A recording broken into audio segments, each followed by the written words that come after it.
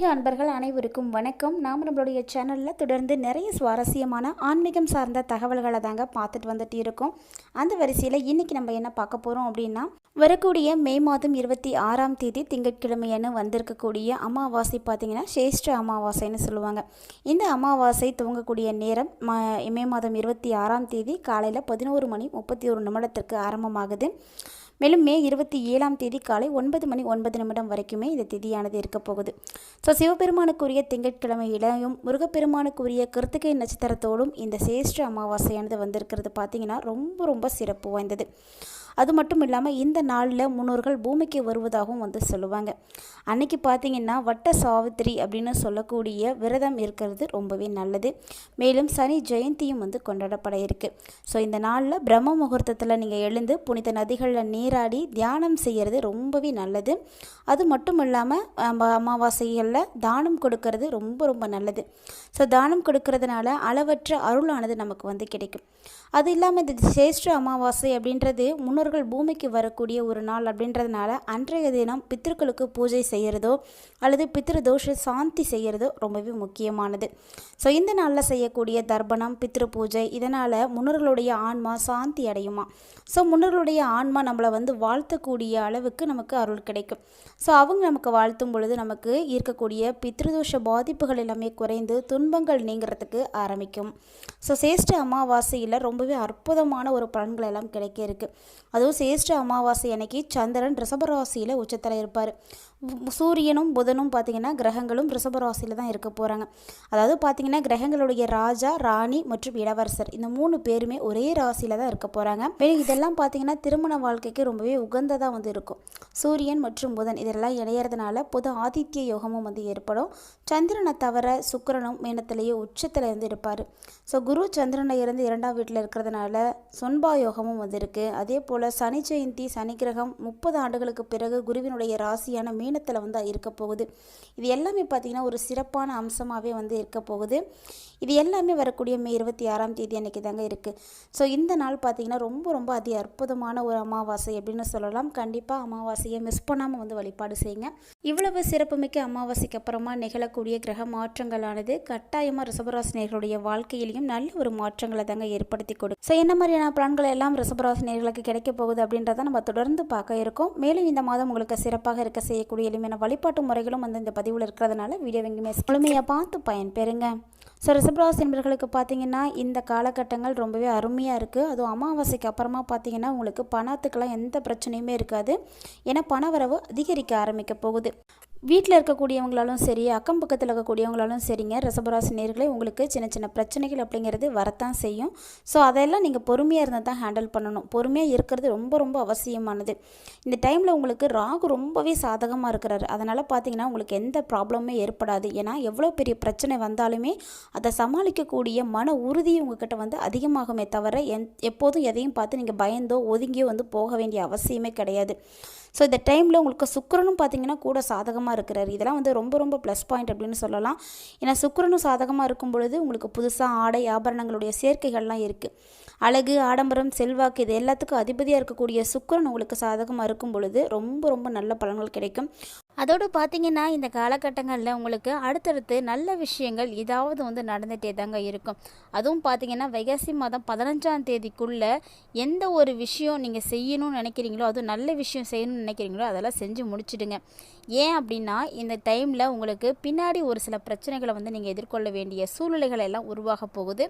அதனால் முன்னாடியே நீங்கள் வந்து எச்சரிக்கையாக இருந்துக்கிறது ரொம்பவே நல்லது அப்படின்னு சொல்லலாம். அதாவது உங்களுக்கு மாதத்தினுடைய பிற்பாதியில் எப்படி இருக்கும்னா கொஞ்சம் மந்தமான போக்கு தான் வந்து காணப்படுது. அதனால் எந்த வேலையுமே உங்களால் வந்து உடனடியாக வந்து வெற்றிகரமாக நடத்தி முடிக்க முடியும் அப்படின்னு சொல்லவே முடியாது. ஸோ அதுக்காக நீங்கள் அப்போ சிரமப்படுறதுக்கு பதிலாக முன்னாடியே செஞ்சு முடிக்கிறது ரொம்ப நல்லது தாங்க. அதனால் கண்டிப்பாக முன்னாடியே வந்து முடிச்சுக்கோங்க.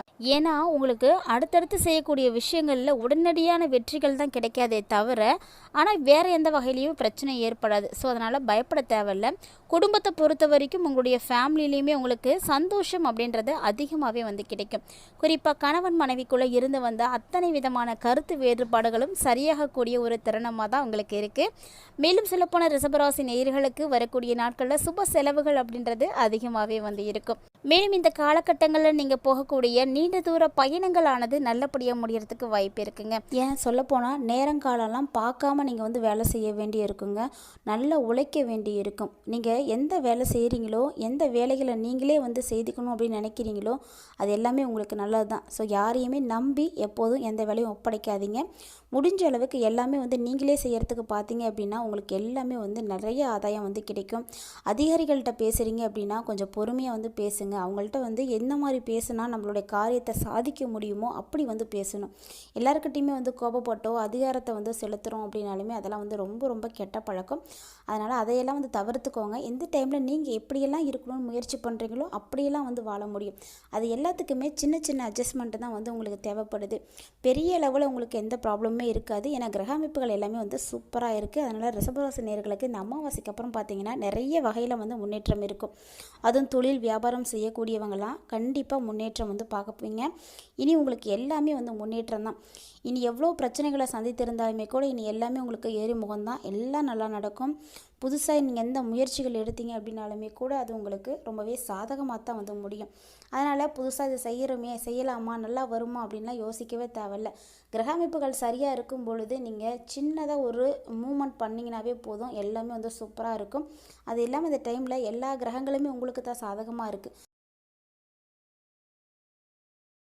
ஸோ ரிஷபராசி நேயர்களில் பார்த்தீங்க அப்படின்னா கண்டிப்பாக சூப்பரான ஒரு பலன்களை பார்க்க முடியுங்க. கட்டாயமாக நல்ல ஒரு அமைப்பு உங்களுக்கு வந்து இருக்குது.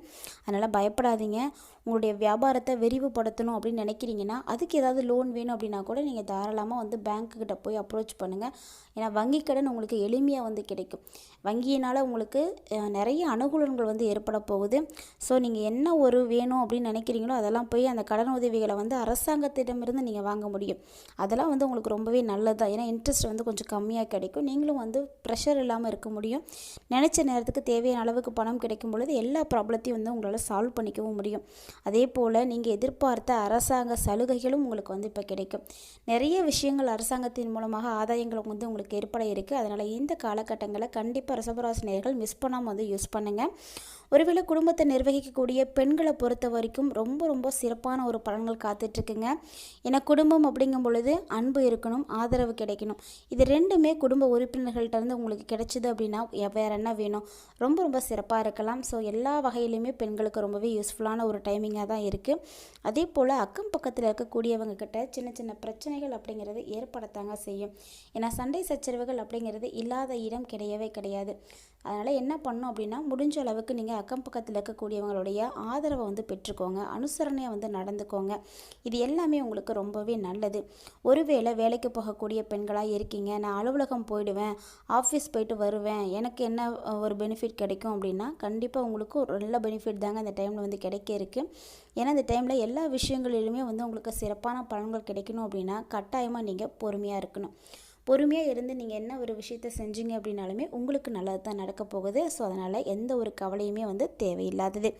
ஒருவேளை பார்த்தீங்கன்னா ரிஷபராசி நேயர்களுக்கு எல்லா கிரக அமைப்புகளும் சரியாக இருக்குது. ஏன்னா வருடாந்த கிரகங்கள்னு சொல்லக்கூடிய கிரகங்கள் எல்லாமே இந்த வருடத்திலே வந்து பயிற்சியாகி இருக்கிறது உங்களுக்கு மற்றும் ஒரு ப்ளஸ் பாயிண்ட் அப்படின்னு சொல்லலாம். ஸோ மேலும் பார்த்தீங்கன்னா சனி, குரு, ராகு, கேது இது மாதிரி எல்லா கிரகங்களுமே உங்களுக்கு அற்புதமாக இருக்குது. கூடவே பார்த்தீங்கன்னா அமாவாசைக்கு அப்புறமா மாதாந்திர கிரகங்களுமே உங்களுக்கு வந்து நல்ல கை கொடுக்க போகிறாங்க. அதனால் எல்லாமே உங்களுக்கு சிறப்பாக தான் இருக்க போகுது.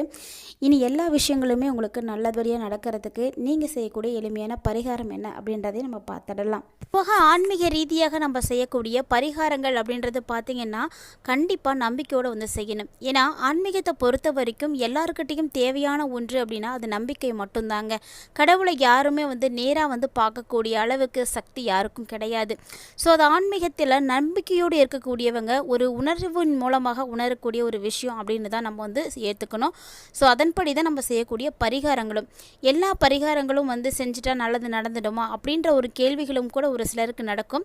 ஸோ நம்ம நம்பிக்கையோடு செய்யும் பொழுது அதில் நமக்கு 90% மேலே நமக்கு நல்லது தான் வந்து நடக்க போகுது.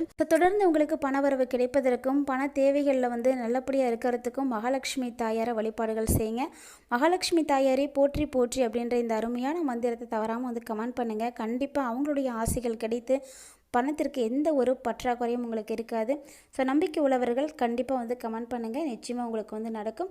இந்த பதிவு போல் நிறைய இன்ட்ரெஸ்டிங்கான தகவல்களை எல்லாம் நீங்கள் பார்க்குறதுக்கு நம்ம சேனலை சப்ஸ்கிரைப் பண்ணிவிட்டு ஃபாலோ பண்ணிக்கோங்க.